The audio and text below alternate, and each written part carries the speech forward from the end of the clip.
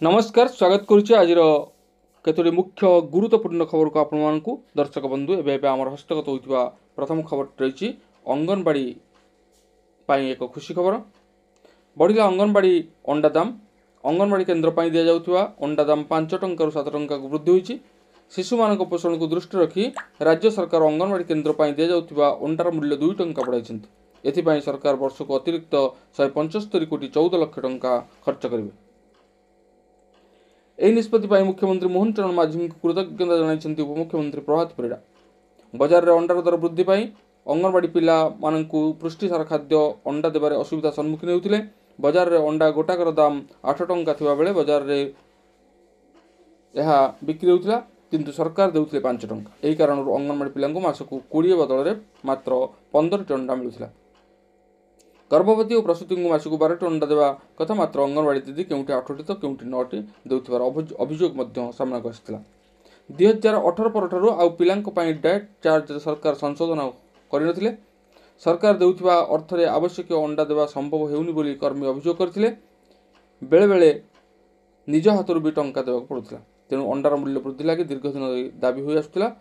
उपमुख्यमंत्री प्रभात परिड़ा यह समस्या को स्वीकार करते शेष में अंगनवाड़ी केन्द्र पर दि जाऊँ अंडार मूल्य वृद्धि होइछि।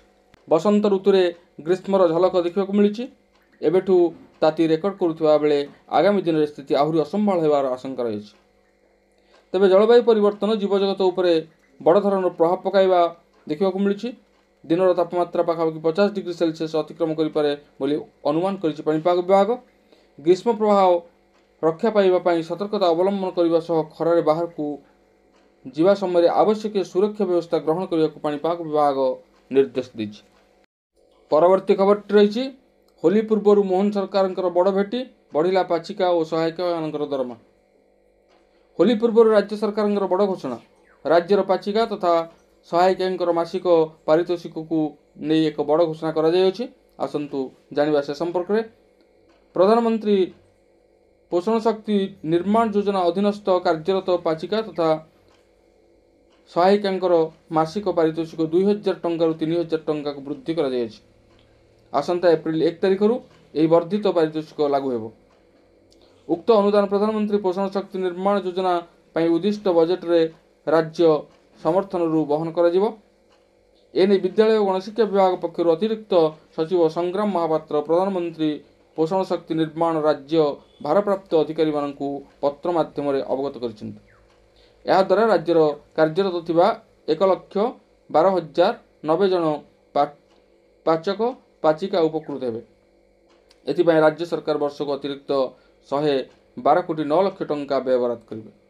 यही पाचक पाचिका माने प्रथम श्रेणी अष्टम श्रेणी पर्यंत राज्यर 50,618 प्राथमिक और उच्च प्राथमिक विद्यालय 42.45 लक्ष छात्र छात्री को रंधा खाद्य परिवेषण करुवा नहीं सूचना रही। कार्यरत कार्यकाल समय मृत्यु हेले पाचिका निकट संपर्क को 1 लाख टंकार अनुकंपामूलक सहायता प्रदान कर।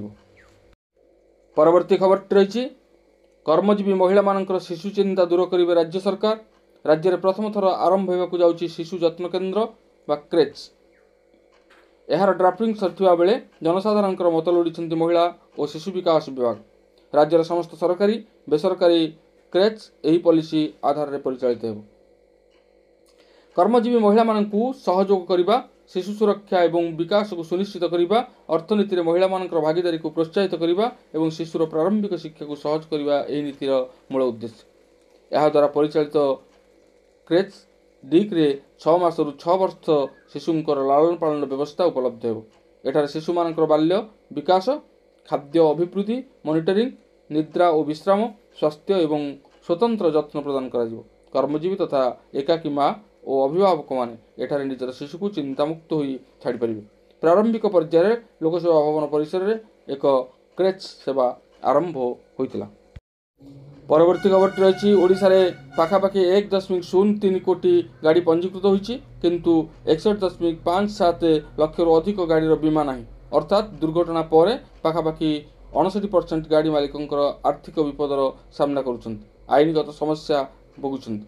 खूब शीघ्र एने एक ऑनलाइन पोर्टाल EDAR इलेक्ट्रोनिक्स विस्तृत दुर्घटना रिपोर्ट आरंभ होगा जाऊँगी। EDAIR सड़क दुर्घटना तथ्यर तुरंत देव क्षतिपूरण दाबी को त्वरान्वित कर पीड़ितों परिवार को अति आवश्यक सहायता प्रदान कर परिवहन विभाग प्रमुख सचिव उषा पाढ़ी अध्यक्षतार खारबेल भवन में विभिन्न बीमा कंपानी प्रतिनिधि मानू नहीं एक उच्चस्तरीय बैठक आयोजित होता व्यापक सचेतनता और कार्यानुष्ठान जरिया ए सबू बीमा खिलापी गाड़ी को यथाशीघ्र बीमाभुक्त कराया आह्वान देते। परवर्ती खबर रही पुणी बढ़ला गैस दर पहिलू ग्राहकों उपर महंगा बाड़ कमर्शियल एलपीजी सिलिंडर मूल्य उपर 6 टंका वृद्धि कर सरकारी तैल कंपानी गुड़िक मार्च पहलार एलपीजी सिलिंडर मूल्य वृद्धि घोषणा कर तेबे 19 किलोग्राम एलपीजी सिलिंडर मूल्य 6 टंका वृद्धि कर बेले घरोई एलपीजी सिलिंडर मूल्य कौन परिवर्तन कर। परवर्ती खबर रही पुराणा गाड़ी को मिलिबो नाही तेल दिल्ली सरकार एक बड़ घोषणा पुराणा गाड़ी को मिलिबोनी तेल सरकार कहते जे पेट्रोल पंप रे एपरी जानगुड़ी को आउ इंधन दिज्व ना।